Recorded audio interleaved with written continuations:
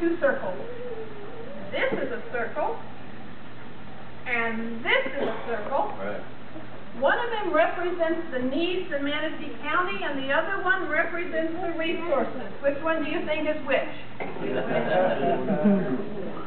This one is the big one's the need. The big one's the need. That's what okay, and this one's the resources. Feels like that.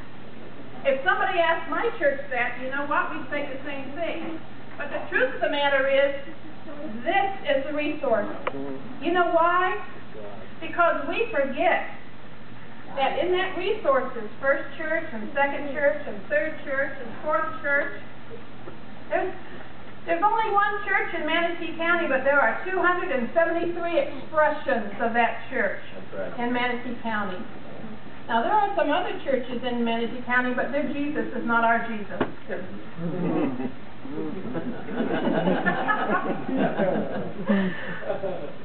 I want to tell you just a couple of real quick stories. How these churches come together to make a difference in somebody's life. You do know it's okay for Baptists to talk to Presbyterians and Lutherans to talk to Methodists, right? And Pentecostals to talk to Episcopalians? Right. Okay, good. Single mom called our office. Excuse me.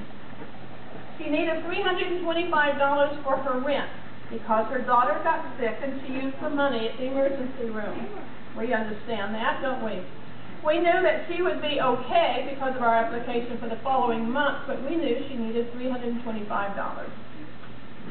She had no church connection, but she lived a block away from a little church. Now, one of the questions we asked them is, will you accept a visit from a church? And if so, what denomination do you prefer? Or, you know, we want some history.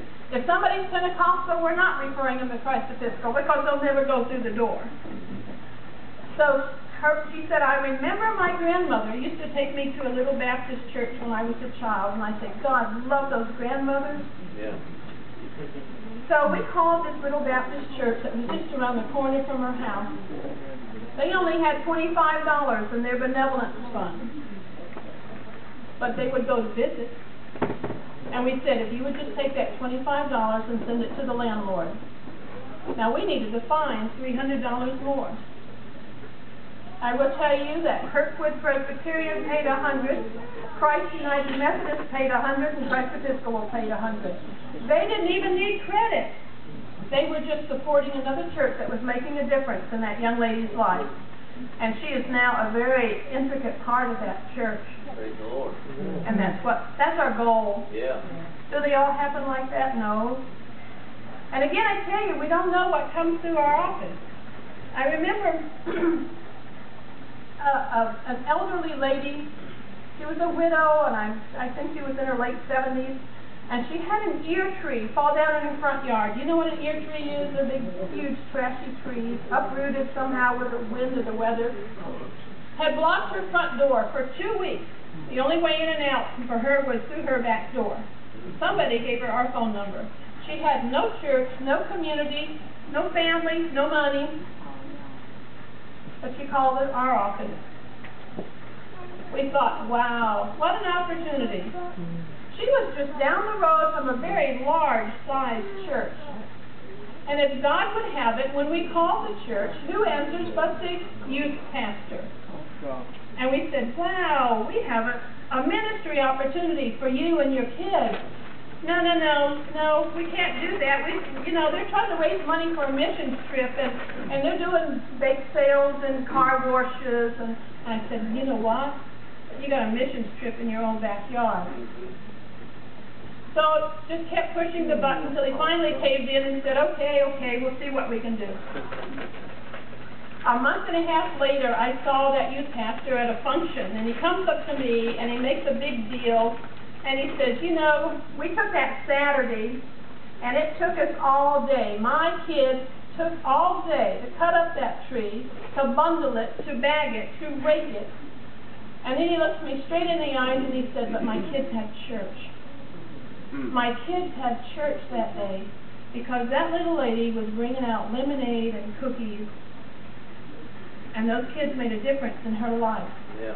And she's now a member of that church, and they are her church family. Praise God. See, we don't know what God's going to do. Right. God has an opportunity for you, and you don't even know it. But it's sitting there waiting for you. Don't miss the opportunity. Amen. So it is our delight to be here to serve the church, to make a difference. We are a clearinghouse. We have resources and we have needs, and we want to put them together. Right. And God's in the midst of it. So I thank you for this opportunity. I do want to tell you that I would cover your prayers for our staff, for our church volunteers, and for the clients who call us. Because it's a tough economy right now. It's a tough economy. Thank you so much. Praise the Lord. Well, they do a wonderful service. Praise the Lord. And what she says is exactly right. They do call. They'll call us every once in a while and they'll say, we got this person that has needs a light bill paid, and is your church able to help any? You help $25, $50, whatever you can. Then between all the churches, they help the person out, and the person gets the need met. So it's a wonderful thing. And I tell people that call here, they call us here, and I say, well, have you tried Manatee Religious Services? That's your first stop, and I believe they'll be able to help you. And I don't know how many of them call you, but we definitely refer them that way. Praise the Lord.